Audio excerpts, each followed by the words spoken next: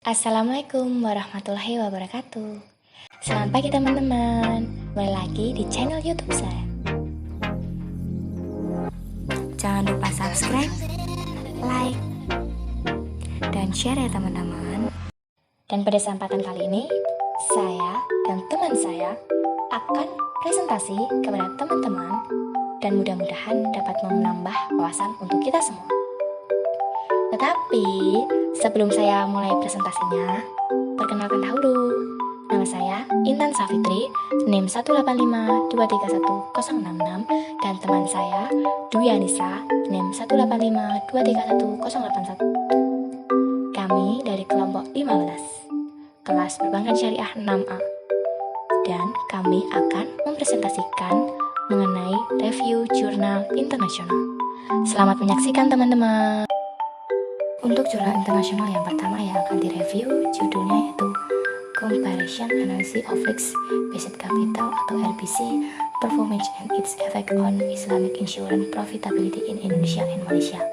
Nama jurnalnya Al-Uqud Journal of Islamic Economics. Volume dan halaman, volume 3, isu 2, halaman 149 sampai 160. Tahun Juli 2019.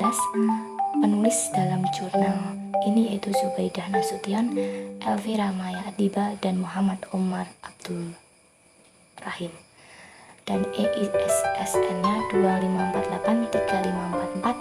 Penerbit dari jurnal ini adalah Department of Islamic Economics, Sekolah Tinggi Ilmu Ekonomi. Dan jurnal ini direview oleh Intan Safitri dan tanggal reviewnya 2 Juni 2020. Di dalam jurnal internasional pertama terdapat tujuan penelitiannya, yaitu untuk mengetahui perbandingan nilai RBC perusahaan asuransi di Indonesia dan di Malaysia, serta untuk mengetahui kinerja perusahaan asuransi dari kedua negara tersebut.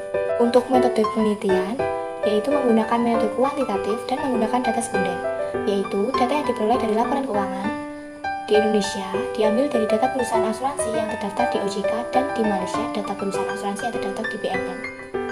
Untuk subjek penelitian dalam jurnal ini yaitu perusahaan asuransi syariah di Indonesia dan di Malaysia. Dan untuk sampel dan populasi dalam penelitian ini yaitu perusahaan asuransi di Indonesia dan di Malaysia pada tahun 2017. Dan teknik pengambilan sampel dalam penelitian ini menggunakan metode sensus. Sampel dalam penelitian ini yaitu 8 perusahaan asuransi syariah di Indonesia dan 7 perusahaan asuransi atau takaful di Malaysia.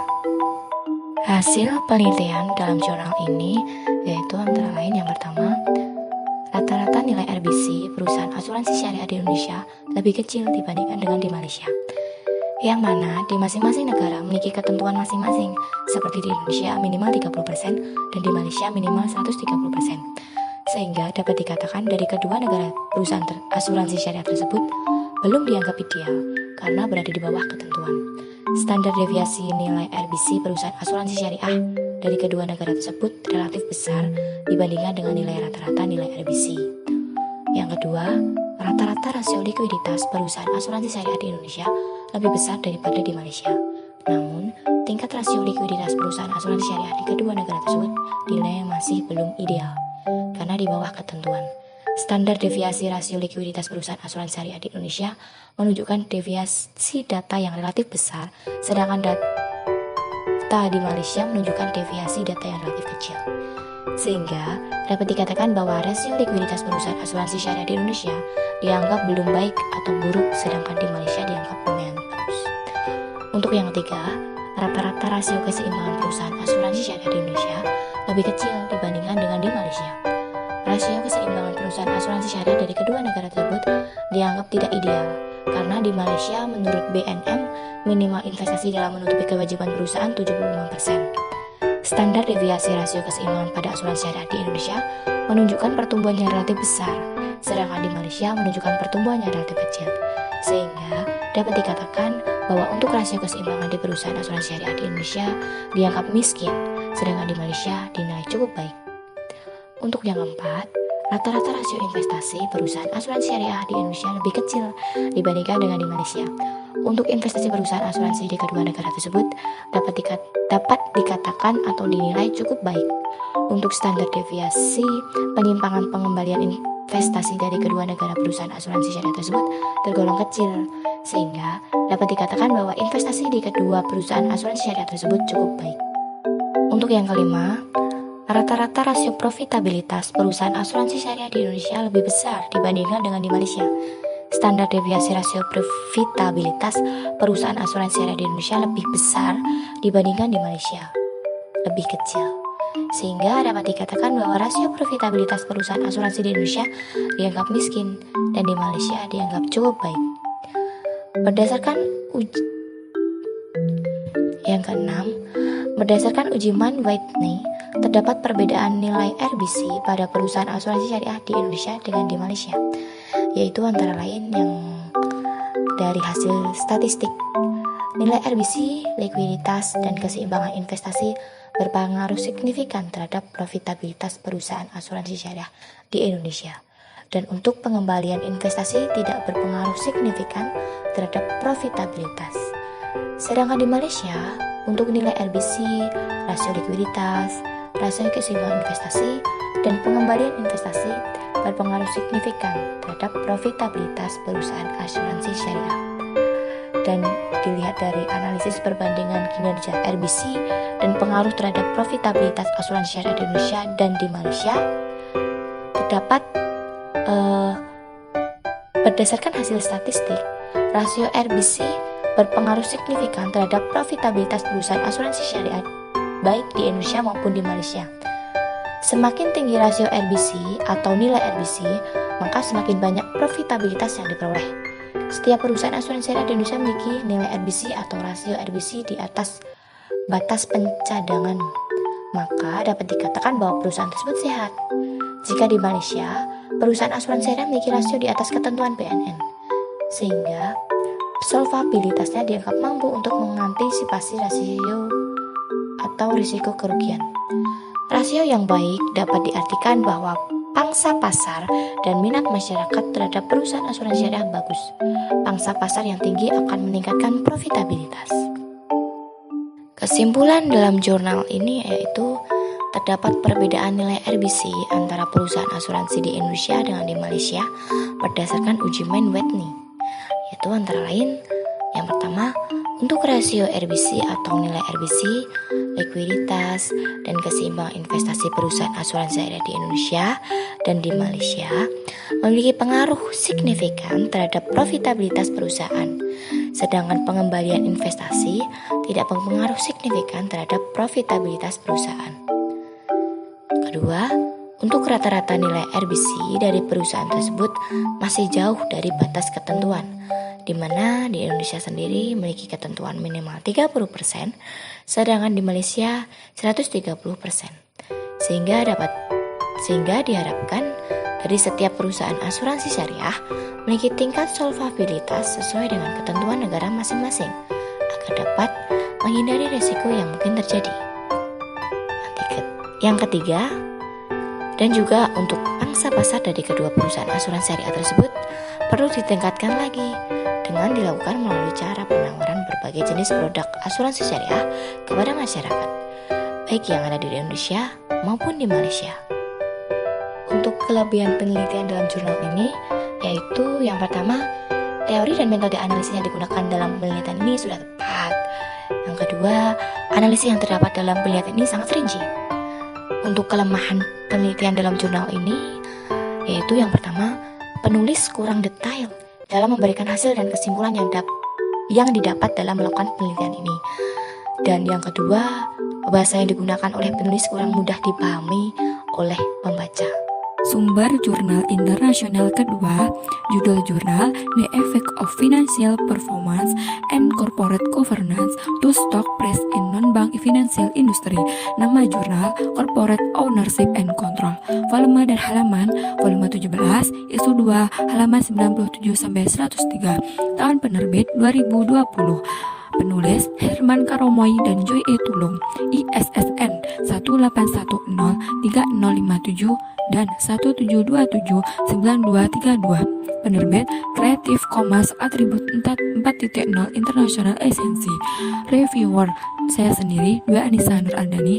Tanggal reviewer 2 Juni 2021. Tujuan penelitian ini untuk menguji dan menganalisis pengaruh kinerja keuangan dan penerapan tata kelola perusahaan pada keuangan bukan bank dengan melihat harga saham industri di Bursa Efek Indonesia tahun 2012 sampai 2016. Subyek penelitian pada jurnal ini adalah Industri Lembaga Keuangan Non-Bank atau ILKNB. Metode penelitian ini menggunakan metode kuantitatif dan menggunakan data sekunder. Maksud dari data sekunder ini adalah penelitian yang sudah ada atau data yang dikumpulkan oleh peneliti sebelum dan digunakan untuk mendukung pernyataan di dalam analisis penelitian. Sampel dan populasi pada penelitian ini meliputi industri lembaga keuangan non-bank atau LKNB yang terdaftar di Bursa Efek Indonesia atau BEI dan sampel yang digunakan sebanyak 37 perusahaan dan menggunakan metode composite sampling. Hasil penelitian 1. Deskripsi responden atau hal-hal yang berkaitan dengan kebijakan perusahaan antara lain kinerja keuangan, manajerial kepemilikan institusional, mandiri komisaris, dan harga saham tahun 2012 sampai 2016. Yang kedua, pengaruh ROA terhadap harga saham.